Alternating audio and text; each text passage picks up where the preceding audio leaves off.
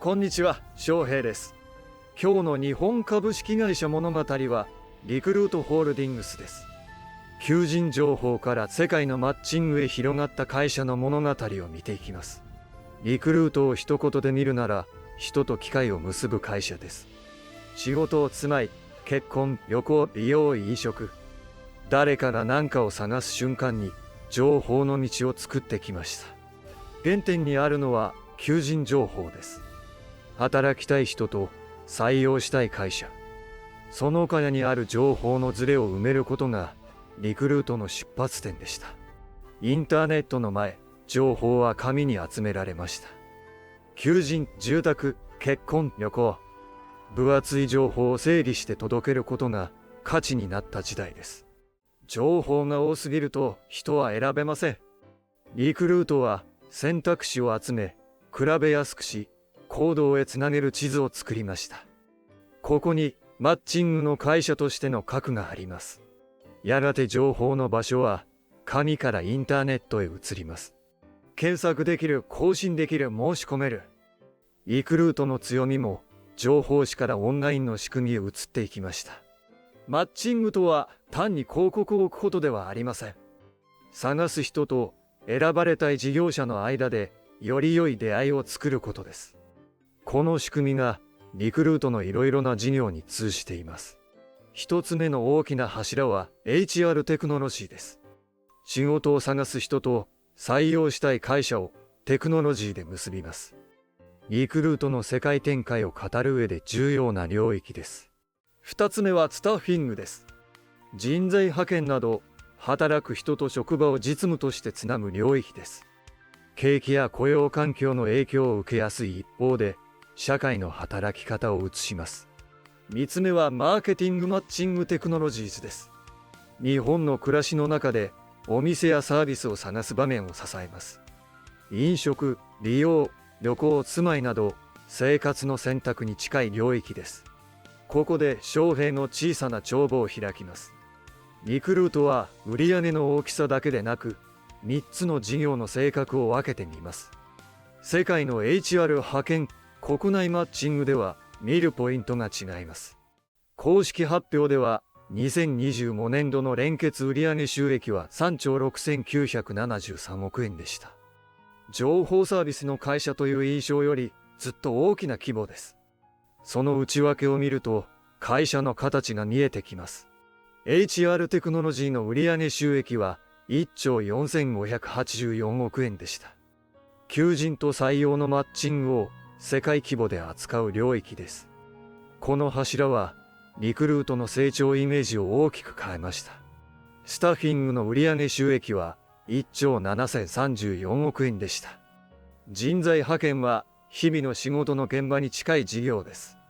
景気の風を受けやすい分、雇用の現実が現れます。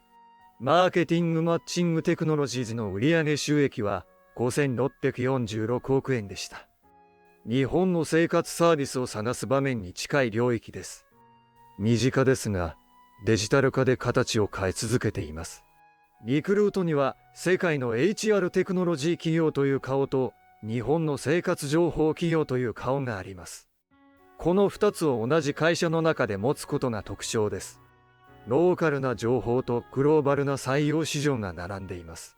HR テクノロジーでは求人検索の世界的なプラットフォームが重要です。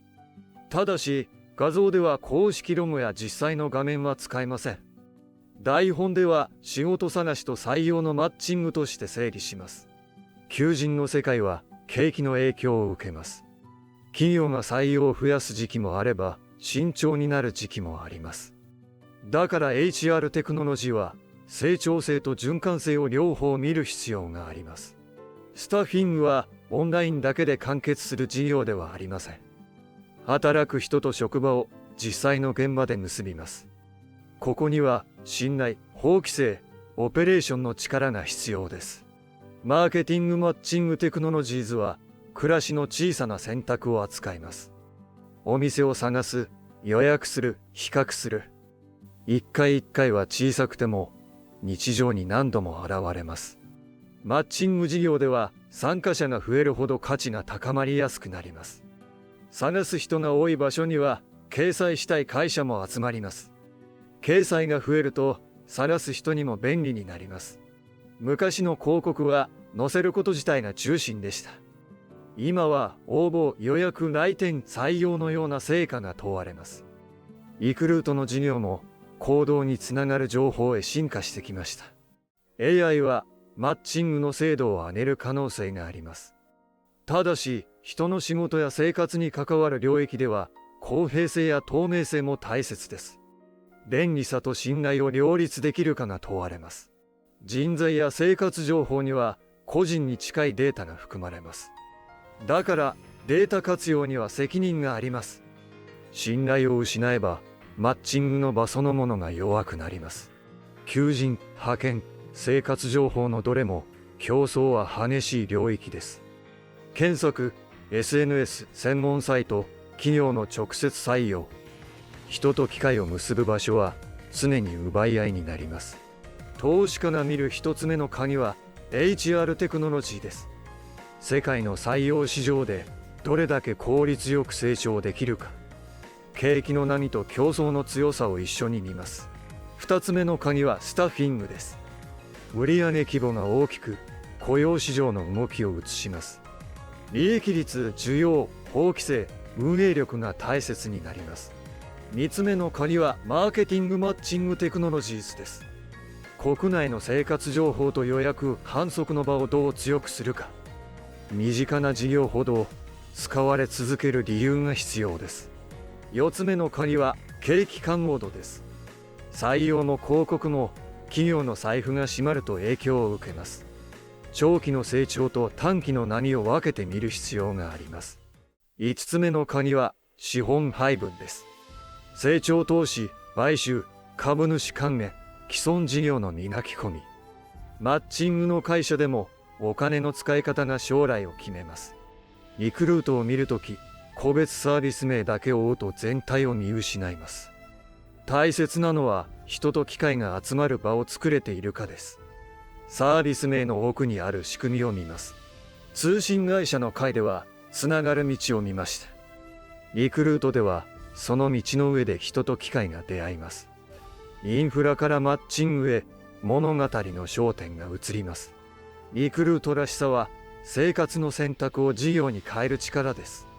困っている人、探している人、選ばれたい会社。その方に場を作ることで価値を生み出してきました。今日の鍵一つ目。リクルートは求人情報から始まり、人と機械を結ぶマッチング企業へ広がりました。紙からネットへ、国内から世界へ進んできました。二つ目。アシュラは HR テクノロジー、スタッフィング、マーケティング、マッチングテクノロジーズです。同じマッチングでも成長性、景気感モード、利益の出方が違います。三つ目。マッチング事業では参加者の多さ、信頼、データ活用が鍵になります。便利なだけでなく安心して使われる場であることが大切です。リクルートホールディングスは情報を集める会社から機械を結ぶ会社へ変わりました。仕事、職場、生活サービス。人が選ぶ瞬間に近い場所で事業を作ってきた会社です。次にリクルートを見るときは3つの柱を分けてみてください。世界の採用市場、派遣の現場、国内生活サービス。それぞれ違う負を受けながら同じマッチングの考え方でつながっています。次は人と機械の広場から機械が静かに働く工場の奥へ進みます。日本株式会社物語はまだまだ続きます。数字の向こうには人と会社が選んだ道があります。ご視聴ありがとうございました。チャンネル登録で次の日本株式会社物語もお楽しみください。